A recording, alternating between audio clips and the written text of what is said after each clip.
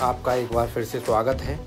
जैसे कि आप लोग जानते हैं कि हम लगातार जो इंडियन पॉलिटी है, यानी बेसिक इंडियन जो पॉलिटी का जो डेमोक्रेटिक स्ट्रक्चर है, उसको हमने ये डिसाइड किया है कि हम उसे धीरे धीरे उसको पूरा डिस्कस करेंगे और आप जो है वक्त के साथ उसको पढ़ते रहें, समझते रहें हमारे साथ साथ। तो आपको मालूम है कि इससे पहले हमने कि किस तरीके से एमपी क्या होता है, एमएलए क्या होता है, क्या पार्लियामेंट, राज्यसभा, लोकसभा, विधान मंडल और विधान परिषद, उसके बारे में एक वीडियो बनाई थी। अगर आपने नहीं देखी है तो उसको भी देख लेंगे आज, क्योंकि देखिए हमने जैसे बताया था कि जब पार्लियामेंट की बात आती है तो पार्लियामेंट का सबसे अहम जो पार्ट होता है वो हमारा राष्ट्रपति, प्रेसिडेंट होते हैं।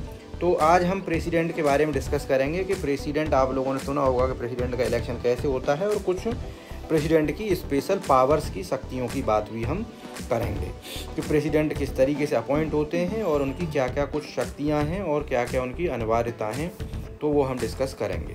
तो चलते हैं दोस्तों।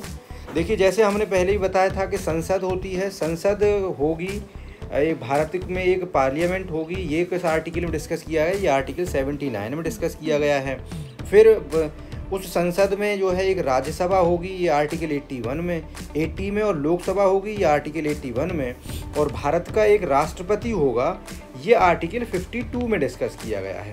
एक्चुअली देखिए यहाँ पर जैसे लिखा हुआ है पार्ट 5, ये चीज़ें भारतीय संविधान के पार्ट 5 में शुरू होती हैं, और पार्ट 5 जो शुरू होता है आर्टिकल नंबर 52 से लेकर के 151 तक चलता है, जिसमें 2 आर्टिकल है। सबसे पहला जो आर्टिकल है वो राष्ट्रपति से संबंधित आर्टिकल है।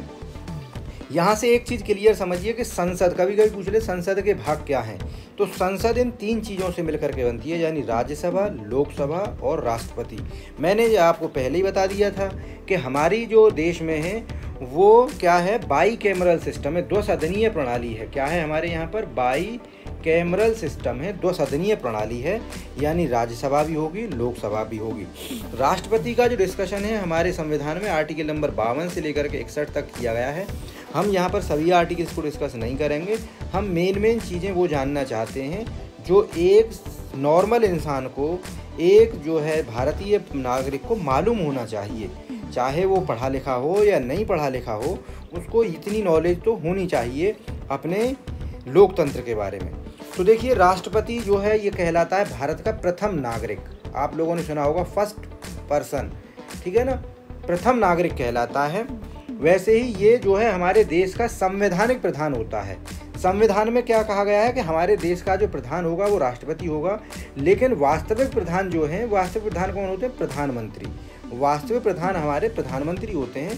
संवैधानिक तौर पर देखा जाए वो क्यों है संवैधानिक, क्योंकि कोई भी काम प्रधानमंत्री भी करेंगे तो वह इन द नेम ऑफ राष्ट्रपति करेंगे।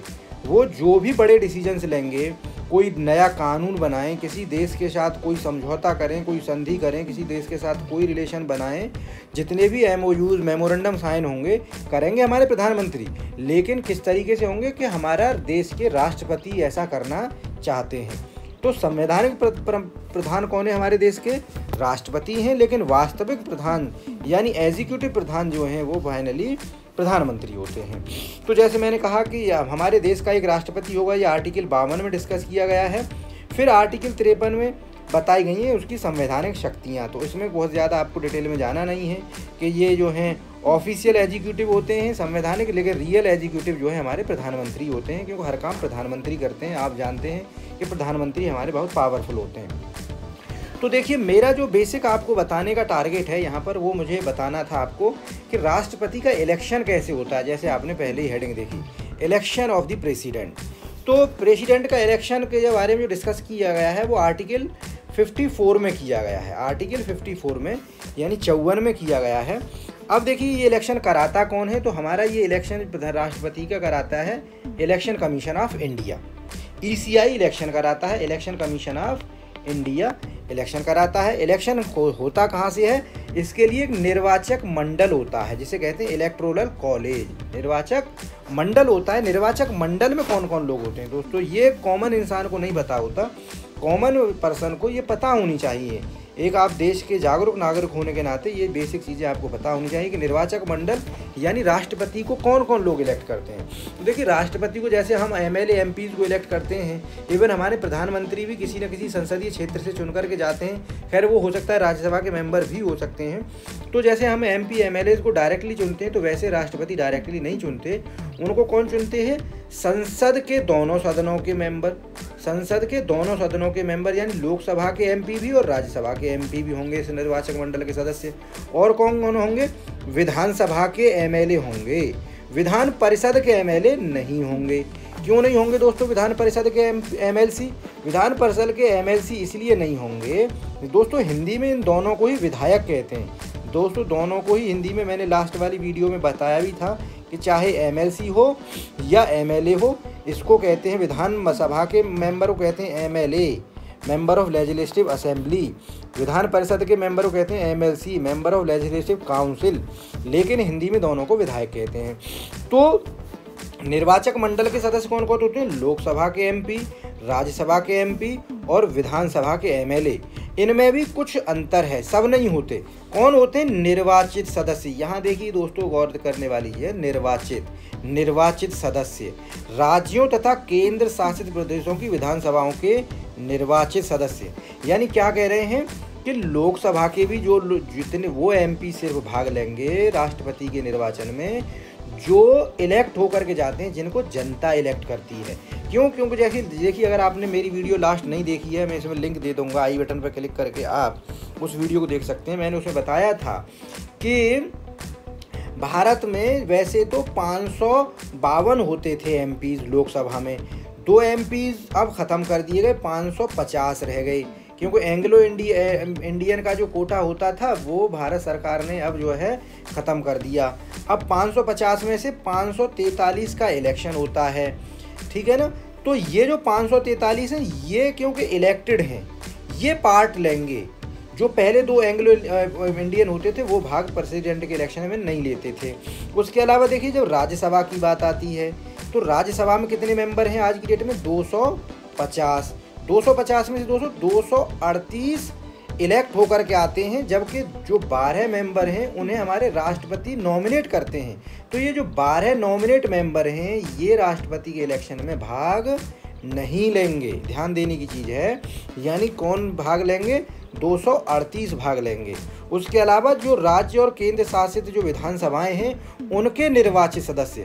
क्योंकि दोस्तों कुछ विधानसभाएं आज भी हैं ऐसी जिनमें एंग्लो इंडियंस का, अब तो सब जगह एकदम से स्ट्राइक ऑफ कर दिया। पहले एंग्लो इंडियंस को हम कुछ विधानसभाओं में 1 ही 2 नॉमिनेशन होता था, अब हर जगह ख़त्म हो गया है। तो अब निर्वाचित सदस्य जैसी कोई ज़्यादा वैसे बात नहीं रह गई है, अब सभी निर्वाचित सदस्य होते हैं। तो इनके जितने भी MLA हैं, सब निर्वाचित जितने भी होंगे, जितने भी MLA वो भाग लेंगे।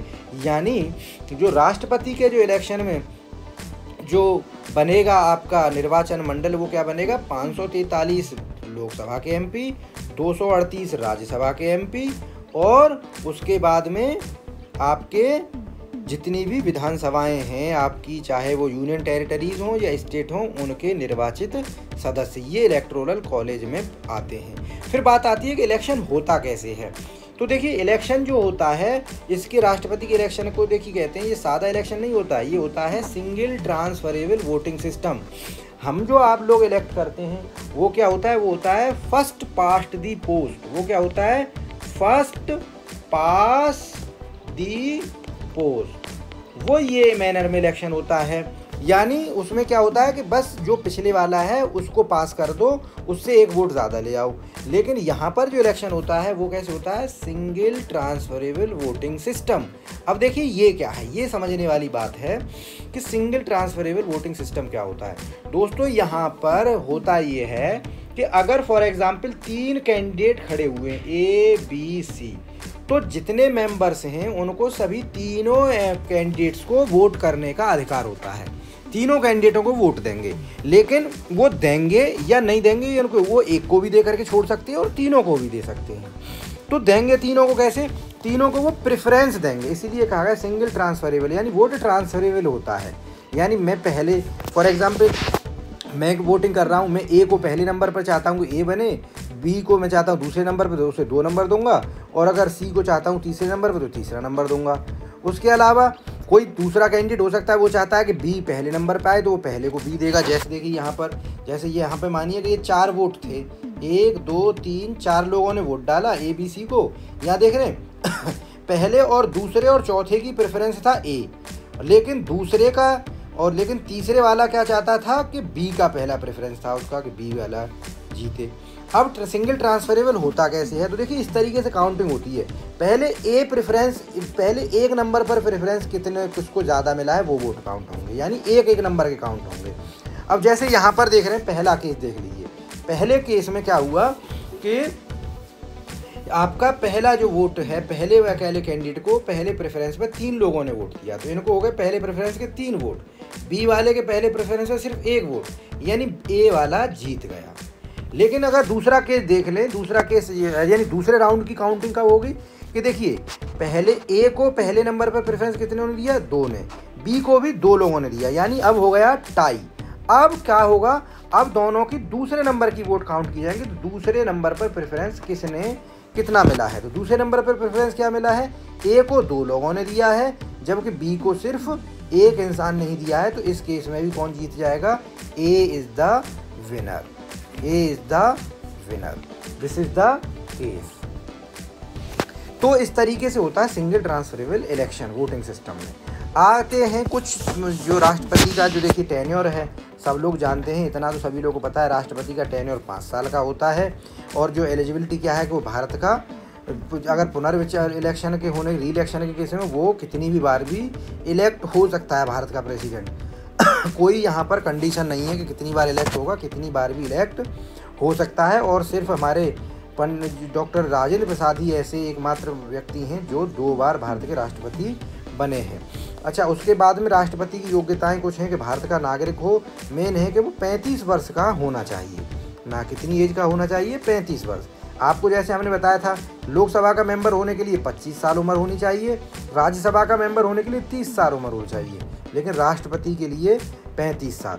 अब देखिए यहाँ पर जो है एक निर्वाचक मंडल की चीज नाम की एक चीज़ होती है, यानी ऐसा नहीं है कि जो भी 35 साल की उम्र का कैंडिडेट है कोई भी इलेक्शन लड़ लेगा, नहीं। इसके लिए पहले 50 जो हैं होने चाहिए प्रस्तावक और 50 ही अनुमोदक होने चाहिए, यानी 50 एमपी या 50 एमएलए या 50 में 25 एमपी एमएलए कुछ भी हो सकते हैं, यानी 50 100 लोग जो वोट डालने की जिनके पास योग्यता है वो आपके लिए जा कर के नॉमिनेशन के वक्त जा कर के कहें कि साहब हम जो है इनके नॉमिनी हैं, हम ये सर्टेन करते हैं कि ये कैंडिडेट इलेक्शन लड़ने के लिए एलिजिबल है, तभी आपका नॉमिनेशन दाखिल होगा। अदरवाइज़ तो फिर ऐसे तो भीड़ पहुंच जाएगी राष्ट्रपति के इलेक्शन के लिए। तो इसीलिए 50 प्रस्तावक और 50 अनुमोदन होना चाहिए। अब यहाँ पर देखिए राष्ट्रपति की कुछ शक्तियाँ हैं, तो बहुत ज़्यादा शक्तियाँ नहीं, एक शक्ति की हम बात करेंगे। देखिए राष्ट्रपति के साथ किसी भी दंड को क्षमा करने की शक्ति होती है, जिसमें आर्टिकल 72 में ये शक्ति राष्ट्रपति को दी गई है। उसके अलावा राष्ट्रपति को जो है देखिए राष्ट्रीय आपातकाल यानी नेशनल इमरजेंसी और राष्ट्रपति शासन जो लगते हैं स्टेट में वो भी, और वित्तीय आपातकाल लगाने की जो शक्तियां हैं वो भी राष्ट्रपति के पास हैं। यानी राष्ट्रपति किसी भी स्टेट में प्रेसिडेंट रूल लगा सकता है, but on the recommendation of governor of that state. राष्ट्रपति आपातकाल की घोषणा कर सकता है कब, जब कोई बाहरी युद्ध का खतरा हो या कोई इंटरनल कोई थ्रेट हो। लेकिन यहाँ पर ये नहीं कि राष्ट्रपति अपने मन में आ गई तभी लगा देगा। राष्ट्रपति को जो काउंसिल ऑफ मिनिस्टर्स है उसकी परमिशन लेनी पड़ेगी। जब काउंसिल ऑफ मिनिस्टर्स इस बात को एडवाइज़ करेंगे, यानी प्रधानमंत्री एडवाइज़ करेंगे, तभी वो ऐसा कर सकते हैं। अदरवाइज डायरेक्टली उनके पास राष्ट्रपति शासन लगाने की इमरजेंसी लगाने की, नेशनल इमरजेंसी लगाने की पावर नहीं है। तो दोस्तों ये हो गया राष्ट्रपति तक की बातें। धन्यवाद तो आपका। आपको वीडियो कैसी लगी प्लीज़ कमेंट करके बताएं। हमारे चैनल को लाइक और सब्सक्राइब ज़रूर करें, और जिस पे टॉपिक पर आपको अगर और डिटेल में वीडियो किसी टॉपिक पर चाहिए तो प्लीज़ हमें बता सकते हैं, हम उस टॉपिक पर भी डिटेल में वीडियो आपके लिए लेकर के आ जाएंगे। धन्यवाद।